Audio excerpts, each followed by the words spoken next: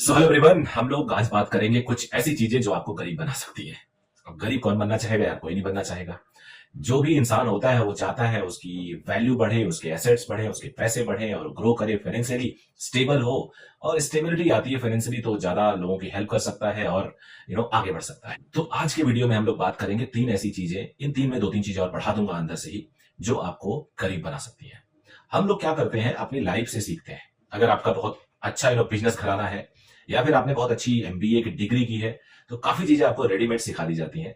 But unfortunately सब लोग ऐसा नहीं कर सकते। ना तो सब बिजनेस घराने से हैं, ना सबके यहाँ पहले इतनी रिचनेस या प्रॉस्पेरिटी थी कि उनको उनके पेरेंट या ग्रैंड पेरेंट ने सिखाया हो।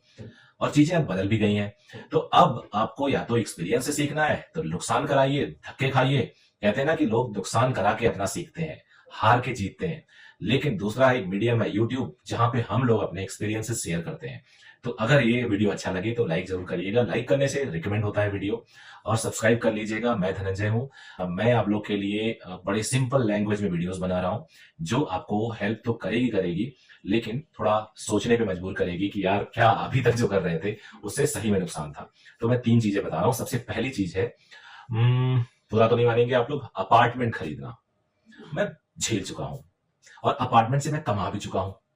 तो अपार्टमेंट ओवरऑल बोला जाए तो आप देख सकते हो मशरूम है। दिल्ली एनसीआर में क्या हालत हुआ आप सबको पता है, सुपरटेक की कहानी, बाकी चीजें। अब वहां पे आपका अपार्टमेंट, आपने एक अपार्टमेंट ले लिया, ज्यादातर लोग लोन से लेते हैं।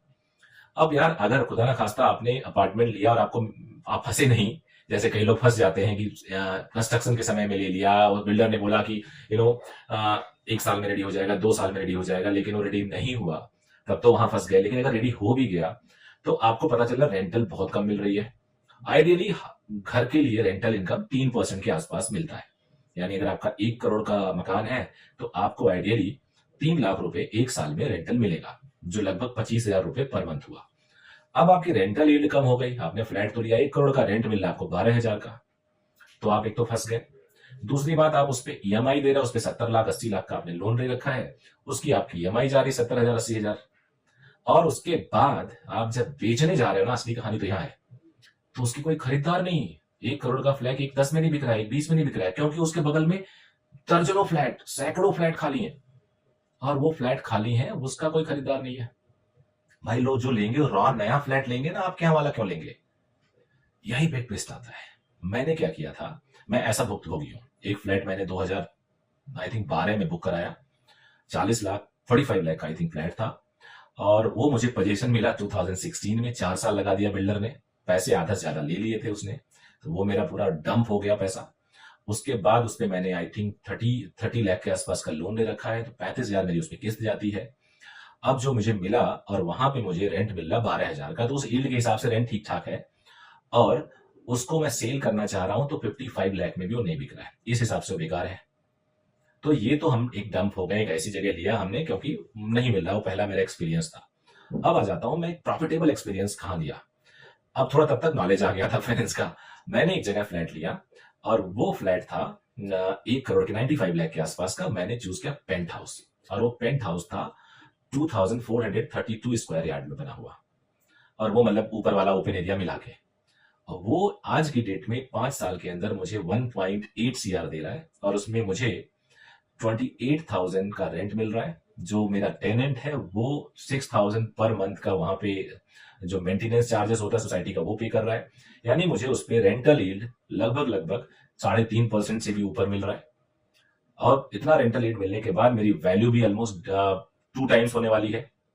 अब वो इसलिए हुआ क्योंकि वो जो रेजिडेंशियल सोसाइटी थी उसमें करीब 1500 फ्लैट्स थे, लेकिन मैंने पेंट हाउस चूज किया। पेंट हाउस का मतलब मेरा उस टाइम 8वां और 9वां फ्लोर मेरा था, छत मेरी थी, रूफ राइट मेरा था, उस पर भी एक कमरा बना हुआ था, वहां से पहाड़ का व्यू। अब वो यूनिक थे।